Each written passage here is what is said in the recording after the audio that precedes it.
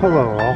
Well, how about that? Some more tornadoes here in the U.S. killing at least 11 more people and injuring many more.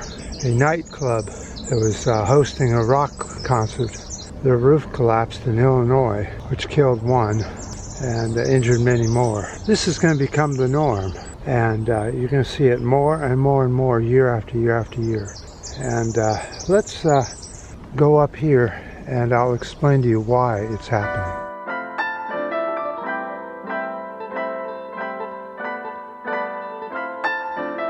Okay, let's talk about another problem that's happening to the Greenland Ice Sheet up in the Arctic. The Greenland Ice Sheet is close to a melting point of no return, a new study finds. The ice sheet is 1.7 million square kilometers or 660,200 square miles in the Arctic. If it melts entirely, global sea levels would rise about 7 meters or 23 feet. If we release 1,000 gigatons more CO2 in the atmosphere, it will cause the southern portion of the ice sheet to melt about 25,000 gigatons of ice. Now let's look at this picture. As you can see, it shows a new study of what it looks like as it melts as we climb in CO2 numbers. The reason I bring this up is the cause of this problem is, of course, fossil fuel burning. And what does the U.S. do? The U.S. puts an Italy-sized chunk of the Gulf of Mexico up for auction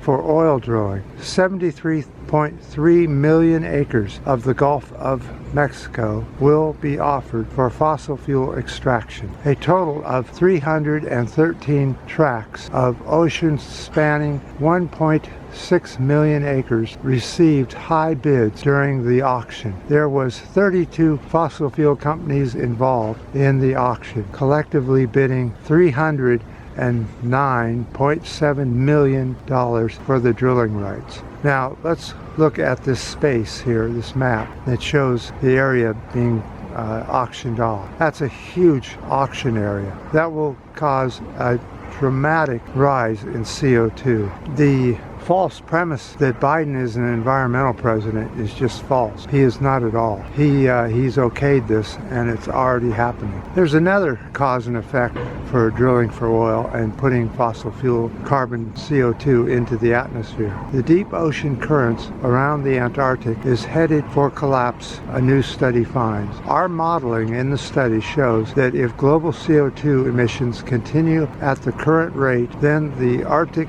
overturning will slow by more than 40% in the next 30 years. And if that current that goes around the Antarctic slows, it will affect all the currents in the oceans around the planet, which will affect storms, sea level rise, and everything else. So it's all caused by fossil fuel drilling.